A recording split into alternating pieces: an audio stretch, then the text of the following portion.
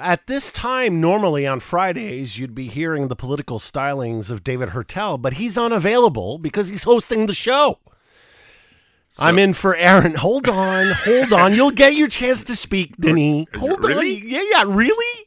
Thank you. So I'm just telling people because you have people just tuning in, expecting to listen to Aaron. Aaron is off today, and he's off all of next week, so I'm happy to fill in.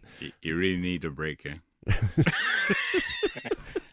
So I have the pleasure. I think it's much better now. To have in studio, I can't even introduce the guy. Former Montreal mayor, former federal cabinet minister, and potential exploratory Quebec Liberal Party leadership candidate, Denis Coderre. Denis, how are you? Never better. Never better. I always have an opportunity to practice my English, so that's why I'm here. Absolutely. Thank you. So first of all, how's your health? How are you doing? It's great. Solid? I've been traveling in several areas all the last 3 weeks. I get in shape now for my Compostelle, as you know I'm doing in May, my 300 kilometers, and no, it's going well. Okay. First of all, your reaction to the news last night of Brian Mulroney's passing. I just noticed that Jean Charest is talking about Brian Mulroney, and I always thought that Jean Charest is to Brian Mulroney what I am to Jean Chrétien. So Brian was a friend, was an ally, was a supporter when I was mayor and after. He even signed to my good friend Serge Chasville paper when he ran the last time he won in McGill. And he didn't have an enemy. I mean, when you talk about Brian Mulroney, first of all, of course, I want to pay my thoughts and prayers to Mila and the family. And he's been a great guy.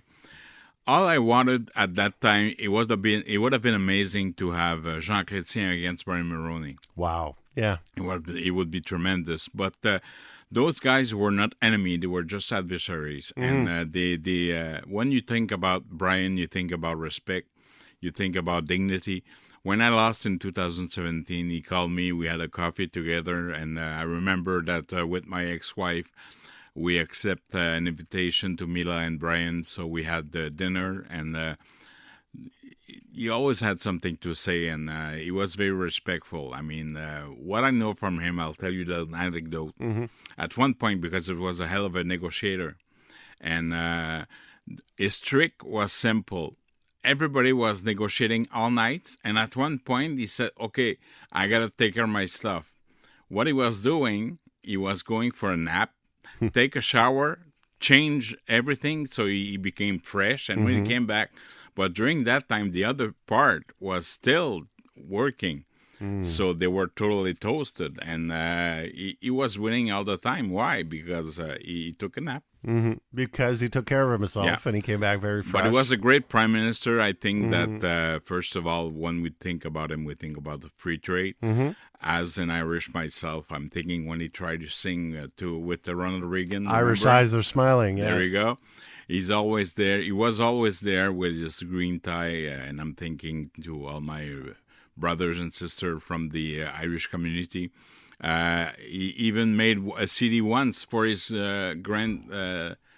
kids, so he can have that legacy. But he was Mr. Free Trade. He was one of his greatest things. When you look of what Canada was internationally when he was there and after Mr. Chrétien, and what we live now, we're miles ahead. Remember that Brian Mulroney brought Nelson Mandela. He even went against at the Commonwealth Organization against torture and the others. He was Mr. GST. We didn't like it, but it was good for revenue. So didn't Jean Chrétien say he would scrap it? He didn't do it. There you go. Shit happens sometimes. Whoa. and anyway, but it was no S-bombs, Denis. Okay, no promise, no S-bombs. That's right. No bombs. No bombs. Anyway, all right. about that. No, it's okay. But Brian is amazing. I mean, he was a great friend. I want your opinion on Bill 21, the Court of Appeals decision yesterday. What's your position on Bill 21? I heard a few minutes ago, and I think that there's two things to that. First of all, it's not a matter of religious. It's a matter of can we use the notwithstanding clause? And I think that in the Constitution, if you're a premier or you're acting like one or you're using power for extraordinary measure, there's a political price to pay. And Legault did it, and he won a vast majority the next time. So personally, I'm a practicant. I go to church for most of the week, so I believe in the cross and everything. But you're a practicing Catholic. Yes, but as a public figure, I think that there's a price to pay to democracy when you have a notwithstanding clause. We didn't do that for nothing. I mean, I'll give you one very simple example. If we have all freedom, everybody should start to drive a car at 12. Notwithstanding that, we decided that at 16 you need an adult to accompany you, and notwithstanding that, if you want a valid permit, you need it at 18 when you have a majority age, right? So it's not about... It's reasonable discrimination. Well, as you wish, but better than sovereign parliamentary like the separatists are saying now. But I'm saying that there's a political price to pay, and I don't have any problem with that. And of course, it's going to go to the Supreme Court. And the Supreme Court is supposed to say things as it is. So it's not a scapegoat. It's not because we're against freedom rights and individual rights. It's because when we believe in something and there's a consensus for that, we just apply it. But, I mean, the English-speaking community is very much concerned because this decision overruled the Superior Court decision that left English-speaking school boards but the issue is not about immune from the application. But it's not about the Anglophone. It's but about that was reversed by the Court of Appeals. Well, the best thing to do is to get rid of the CAC next election. That's it. I mean, and I'll tell you one more thing. So what would you do? Okay, so on that point then, Denis, if you were Premier of Quebec, what would you do with Bill 21? I would keep it. Because it's... And you would keep the notwithstanding clause? Yes, of course, and I would apply it if I need to.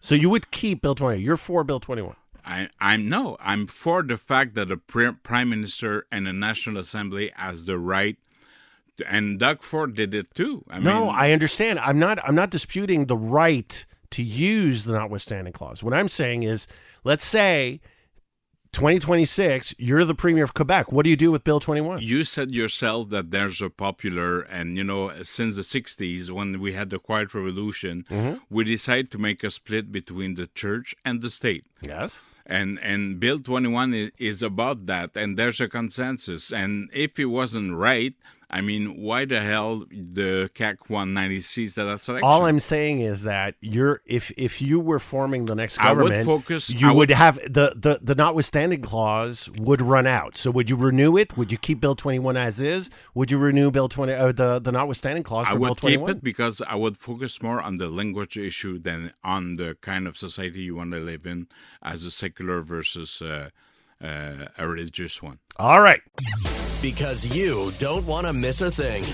Montreal Now on CJAD 800. Welcome back. David Hertel in for Aaron, and I'm joined in studio by Denis Coderre. Denis. My new chronicle, eh? Yeah, that's it. Yeah, you're here regularly. If you're the rover, I'm the rover too. If I'm the what? Rover. Rover? It means that the substitute. Oh, the substitute. Yeah, right. Okay. Yeah, I'm the sub. I'm the baseball guy, Yeah, you're the baseball remember? guy. Yeah, right. I remember. There you go. Yeah. Moving on. Last time you were on with Aaron Rand, Bill Brownstein, and Leslie Chesterman. She wasn't there. She wasn't there? No. On the Corner Booth podcast. Yep. And Aaron asked you a question, which got a lot of reaction from a lot of CJAD listeners. So we'll air now the exchange between you and Aaron, and then I'll want your reaction. Okay, well, when you talk about scapegoating the English, you remember what Jean-François Robert said, which was he hears too much English spoken in downtown Montreal. When you heard that, what did you think? Well, when somebody served me in English, I refused to buy it. That's it. A lot of people in the English community took that very negatively. Your response. So what's your definition of respect? You tell me. Yeah, I speak English. I come here. I speak English. I don't have any problem with that. I've been fighting for the Anglophone all my life, but I'm Francophone. As you notice my accent. So if I believe that Quebec is French, and that's it. I mean, if somebody try, I'll say, but if somebody look at me and are condescending and just speak to me in English, I say, sorry. Doesn't mean I don't like the Anglophone. I've been working for the Jewish Hospital. I've been working for several issues, but respect is the name of the game. That's it. Okay, so right now, in terms of the English-speaking community, especially, a lot of people are concerned with, the use of the notwithstanding clause for Bill 96, for example, and they feel right now that, they don't have a champion, quite honestly. Well, they had a champion, but they got rid of it, so thank you. What do you mean? Well, I mean that what do you think I've done when I was mayor? When I was minister, I was always there for them. And, we got to start to instead of reacting all the time, choose your battle. There's things that you don't need to go there. And I think that to be inclusive is not, it's not because you use the notwithstanding clause that you're against the Anglophone. And if this country is based on 2 official language, and that's it. And I'm going to do it. I'm helping the minorities outside of Quebec. Like here, but at the same time, you got to respect me for who I am. I'm proud of my own roots. All right. That's it. All right. Moving on. Yep. The Quebec Liberal Party. Yep. You're still exploring? I'm still liberal. You're big news. No, but you're still not officially running for the leadership. Nope. You're exploring. You're considering. How is that going? Well, I heard those supposed analysts talking about anybody but Coderre, and I'm not going to swear, I promise, but think about it. Okay, but let's discuss this. There are people that are talking about the fact. Before thinking as an establishment, would you focus on the creation of the party instead? Because the party collapsed. And if you don't have the notoriety, if you don't have the knowledge, if you don't have the experience, sorry, everybody will be nice, but they won't support you. So I asked the 3 questions that I start here. And I said, do you think I have the capacity, the experience to be prime minister? Do you think that I'm prime ministerial? And do you think I'm out of date? And so far, have you been talking to people? Have you been talking to liberals? It's unanimous. I mean, it's not me who had 8 cameras when I decide because people think, Coderre doesn't have a membership card. So I went to get my membership card and everybody showed up. No, I mean, you got a lot of media attention. You have a Leger poll that says support for the Liberals would go up 6 points if you were at the head. But there is talk that amongst the Quebec Liberal current establishment, that there are reports. I mean that they're basically freaking out because of your possible candidacy. When Jacques Chrétien became prime minister, you had people who was very the méprisant. How you say that? The mépris. So anyway, they were very condescending. And I'm from the kitchen. I'm not from the lounge. Who the hell do you think controlled the oven and the fridge? I mean, you can do all you can't smoke cigars and have fun in the lounge, but there's one point where that you need to feed yourself. And, the Liberal Party will win again because, the separatists wants another referendum, so it's going to be another axis between the Federalists, we are the only one, and the separatists. And 2, you need somebody who can connect with people who believe in region. I went to Gatineau. I went to Abitibi last night, as a matter of fact. And, I'm not going to excuse myself because everybody knows me and talk to me. I've been in politics for 40 years. Yeah.